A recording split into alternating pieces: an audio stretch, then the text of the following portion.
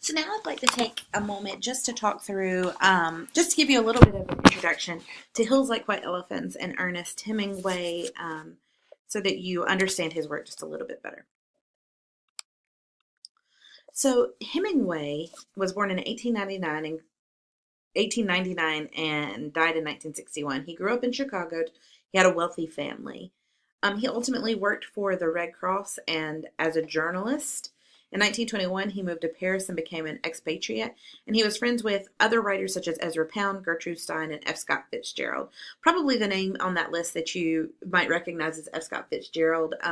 Even if you don't know him by name, he was the writer of The Great Gatsby. Perhaps you've read that in high school, or you've at least seen the movie. I know with the Leonardo DiCaprio version coming out a couple of years ago, that you may be a little more familiar with that.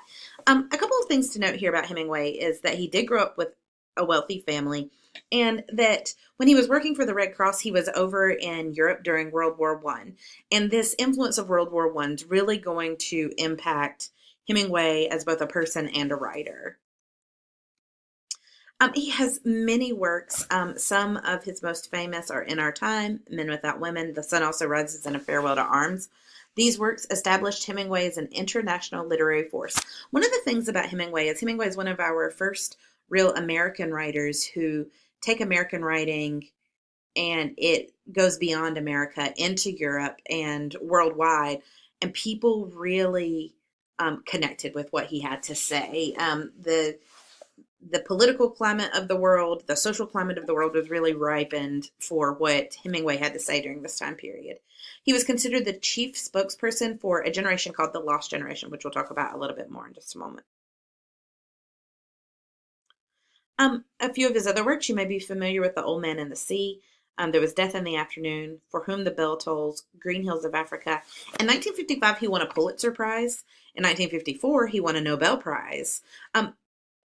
Understanding that he won both a Pulitzer and a Nobel should make it clear to us as readers that even if we don't really understand what Hemingway is saying or we don't like his work, if that's how you feel, he was still considered one of the best writers of his time. He won the top two most premier awards for literature, and it's important that we understand that. In 1961, however, he committed suicide as a result of depression, physical ailments, and alcoholism. Depression was not something that was uncommon, or alcoholism, in his family. His father and I believe his grandfather also both committed suicide, and he ultimately does as well. I mentioned a moment ago that Hemingway was really this chief spokesperson of the Lost Generation. And while he didn't really want to be the person that was the spokesperson for this, he um, became that. This was a term that was coined by Gertrude Stein, and it's really talking about the generation of people that came of age during World War One. People who were born between 1883 and 1900 ish. So it's kind of like a little micro generation, if you will. Um, and while Gertrude Stein, um, she was the one that coined the phrase, it was Hemingway who popularized it. In his book, The Sun Also Rises, and the front of the book, the little quote, it talks about the lost generation. And he really becomes this kind of figure that is our showman or our figurehead for this group. He really characterized the post-war group, many of whom were expatriates. An expatriate is someone who abandons their country. And it's not just, oh, well, I'm going to go move to London and become a citizen there. It's that's also an expatriate. But in this group, it's people who were kind of put out with America and they moved over. Um, this group was characterized as a group of disoriented, wandering, and directionless people. There was great confusion and aimlessness among war survivors. Really, what's happening here is World War One really had a very profound effect on this group, whether they were directly on the battle lines, or if they were like Hemingway, who was working with the Red Cross during the war, or maybe they were even just back home here in America with the war, or even in Europe.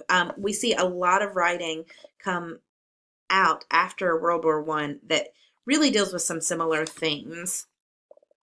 Um, so our works here are mostly pertained our characteristics of the lost generation mostly pertain to writers' experiences in World War I and the subsequent years. This group was left disillusioned after the war and unwilling to live a settled life. We see this group really not being able to settle down and have the roots that generations before had. It says they were disillusioned. In other words, they no longer could see the illusions of what life was supposed to be like that maybe had been presented by their parents. They saw life as it really was. This was a very restless generation. The violence of World War I invalidated previous beliefs about faith, life, and death. We see this group really contemplating whether or not what they had been taught about God perhaps could be true. They contemplated the meaning of life a lot. The Often their works were based on mythologized versions of their lives, and they looked at the decadence and frivolity of the wealthy. Lots of times they were looking to see what the wealthy were doing and calling that into question. We see this in No Work Better Than The Great Gatsby. I mentioned it a minute ago.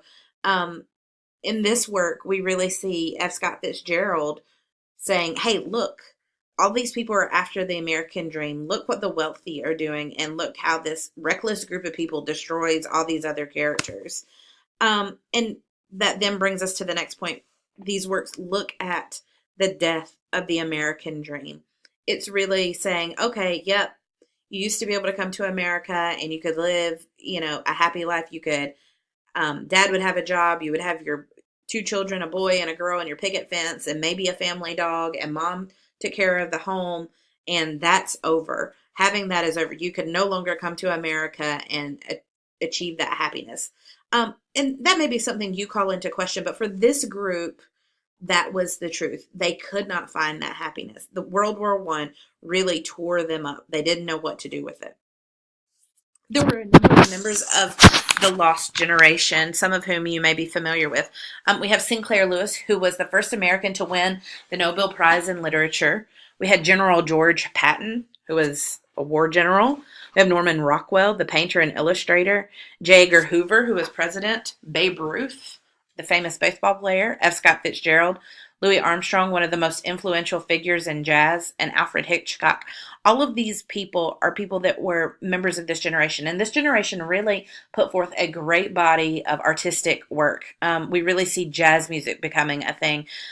We see all of this literature coming out. We have Hemingway, we have Fitzgerald, and several others. And we see similar themes run through each of these works where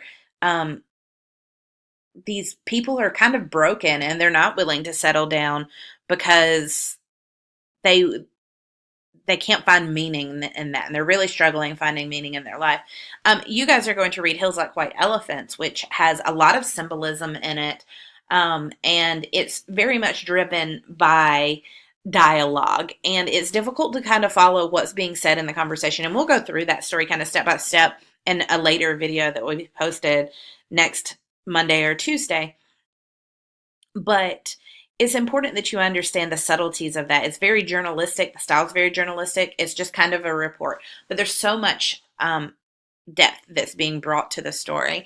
If you have any questions as you're reading it, please let me know.